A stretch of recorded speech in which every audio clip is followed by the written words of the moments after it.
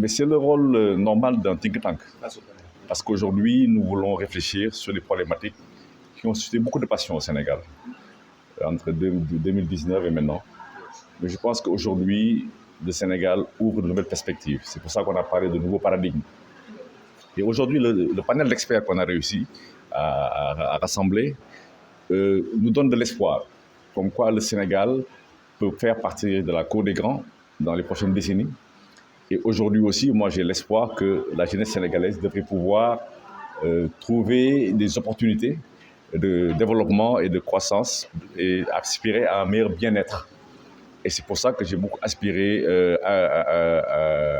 apprécié le fait que les Sénégalais de la diaspora soient présents avec nous aujourd'hui pour dire qu'ils sont prêts à jouer leur partition pour le développement du pays. Et on a fait venir un expert qui travaille sur les aspects juridiques, Maître Mohamed Kébé, parce qu'on a un défi, comment concilier l'attractivité du Sénégal aux intérêts du peuple sénégalais. Et je pense que le changement de régime offre de nouvelles opportunités pour renégocier. Mais renégocier, oui, mais comment y aller? Il faut y aller ensemble. Je pense que les Sénégalais aujourd'hui sont prêts à montrer qu'il y a intérêt à revoir certaines clauses, mais aller prudemment pour éviter d'envoyer des signaux assez négatifs par rapport à la destination Sénégal. Et je pense que les autorités sont conscients. C'est pour ça qu'il y a un comité qui a été créé. Et nous, aujourd'hui, en tant que think tank, on joue notre rôle d'impulsion. Si vous regardez notre logo, c'est les Sénégalais qui poussent la pirogue pour aller chercher des opportunités. Et je pense que ce n'est pas à nos jeunes d'aller vers l'océan. Il appartient aux décideurs politiques de leur offrir de l'espoir et leur montrer, et même nous aujourd'hui en tant que think tank, qu'il est possible de réussir au Sénégal. Il y a une nouvelle dynamique par rapport à l'industrialisation. Oui, le grand Serigne Mboup tout à l'heure nous a expliqué que la pétrochimie, les opportunités dérivées du pétrole et du gaz offrent de réelles possibilités pour le Sénégal. Mais nous, aujourd'hui, en tant que think tank, on doit alerter sur les risques par rapport à certains secteurs. Il y a eu le cas de Fortesa, le puits de Fortesa. Les pêcheurs se posent des questions, il faut les rassurer. Bon, les agriculteurs disent qu'il y a des opportunités par rapport à l'engrais, mais c'est le rôle du think tank d'impulser la réflexion et de chercher des solutions innovantes pour le Sénégal. Par rapport à ces solutions, quelles sont vos attentes?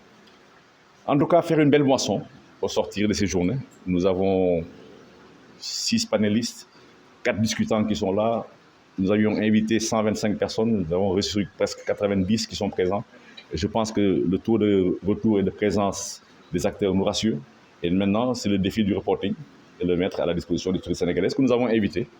Mais je pense qu'aujourd'hui, c'est une bonne démarche par rapport à une action citoyenne. Je veux que les citoyens sénégalais jouent leur partition et ont leur mot à dire dans le développement du pays. Le Sénégal a commencé à vendre ses premiers barils. Selon vous, qu'est-ce qui devait être fait dans ce sens pour que le maximum de Sénégalais puissent en profiter? Bon, les experts nous diront. Aujourd'hui, je travaille dans le privé, dans la promotion de la destination Sénégal. Je rêve d'opportunités nouvelles pour notre pays. Et je pense qu'aujourd'hui, le pétrole va nous permettre de compétir dans la cour des grands. La compétition, ce n'est plus la guerre, c'est aussi le sport. Nous sommes passionnés de sport. Quand le Sénégal a gagné la Coupe d'Afrique, beaucoup de pays nous ont dit, mais c'est pour ça que j'ai beaucoup de respect pour la Banda et la Diouf. Ils nous ont aidés à mettre le Sénégal sur la carte de l'Afrique. Et je pense que c'est des opportunités qui se dégagent.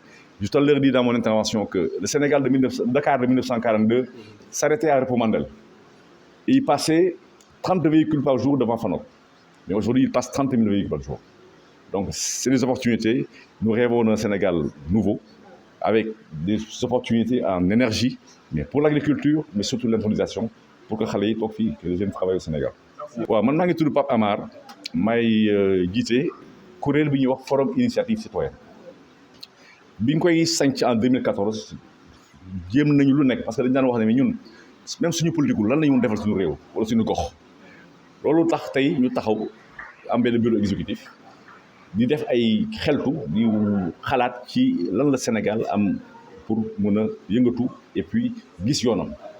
Def nañ ko il y a 2 ans par rapport ak monnaie bi franc CFA monnaie ñu xool tey ñu ngi réfléchir sur la problématique secteur pétrolier ak énergie suñu paree lépp lañ koy jébbal autorités yi ñu ngi xalaat aussi ci protection sociale c'est-à-dire dans les prochains mois Sénégal naka la ñu mën a def pour que mu am ay filets sociaux pour que réew mi xale yi nga xam ne moom la Sénégal état Sénégal war a bàyyoo c'est-à-dire protéger seet naka la xale yi war a ñu bañ leen bàyyi à eux-mêmes loolu ñu ngi siy xalaat am nañu experts yu ñu gis fii ak 3 mois incha allah nañ ci taxaw. am nañu yeneen gëstu yu ñuy def aussi par rapport ak benn problématique boo xam ne mooy xale yi nga xam ne dañu soxla ñu jàppale leen mooy les enfants autistes dañu seetlu ni enfants autistes yi seen yaay rek mooy des ak ñoom bàyyi souvent dañuy. Dans la salle. Donc vraiment, c'est une initiative à encourager, mais c'est une initiative à poursuivre aussi dans le détail pour pouvoir attaquer vraiment en profondeur les différents sujets qui ont été abordés aujourd'hui ou bien qui ont été effleurés aujourd'hui. Alors, la question du pétrole et du gaz revient. Votre appréciation? La question du pétrole et du gaz pour le Sénégal aujourd'hui est d'actualité. Elle est d'actualité par la réalité des ressources que nous avons. Elle est d'actualité par l'ambition gouvernementale qui a été annoncée avec la vision 2050. Elle est d'actualité par le diagnostic même du pays qui montre des besoins très forts en énergie. Donc l'énergie, quand on parle de l'électricité, on voit tous que l'électricité dans le PIB du pays n'est pas forcément le plus lourd, mais en réalité, c'est un fondement dont tous les vecteurs de ce PIB-là ont besoin pour se développer. Quand on regarde la balance commerciale du pays, on voit qu'aujourd'hui, que nos plus gros postes d'importation sont liés aux produits pétroliers. Donc le pétrole et le gaz aussi pour redresser cette balance commerciale-là. Et quand on regarde aussi l'employabilité et l'emploi de nos jeunes, encore une fois, le pétrole et le gaz pour développer des projets, pour développer des infrastructures qui vont permettre à cette jeunesse-là de travailler. Et surtout le pétrole et le gaz pour améliorer, in fine, la condition de vie des Sénégalais, parce qu'on ne vit pas dans un pays pour qu'il soit compétitif ou riche, on y vit pour bien vivre. Donc c'est d'actualité, c'est en phase avec les ambitions du gouvernement, c'est en phase aussi avec les besoins du pays.